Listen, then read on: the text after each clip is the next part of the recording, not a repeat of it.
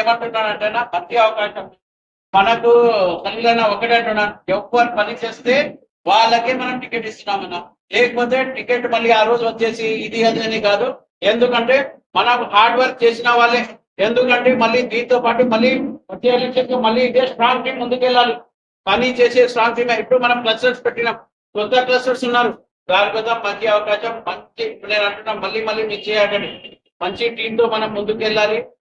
మళ్ళీ 2029 మళ్ళీ ఖచ్చితంగా నంద్యాల మళ్ళీ కొట్టాలి. మళ్ళీ కొట్టాలంటే మనం మున్సిపాలిటీ ఫస్ట్ కొట్టాలి. ఏమన్నా ఎవరితో ఏం అవకాశం దొరుకుతారు మున్సిపాలిటీ ఎలక్షన్ లో? ఎవరికి ఏదైనా అవకాశం దొరుకుతుంది ఎవరికైనా.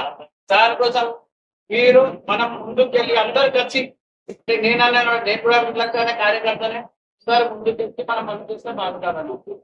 మెయిన్ ఏమంటే చిన్న సమస్యలు ఉన్నాయి నంద్యాలలో. ఏం పెద్ద సమస్య ఎవరికి ఏం లేదు. రోడ్ డ్రైనేజ్ సమస్య, లేకపోతే రోడ్ సమస్య. లైట్ అంటే ఏముంది, లైట్ గంటలు వేస్తారు. లైట్ పెద్ద సమస్య కాదు. మెయిన్ ఏమంటే రోడ్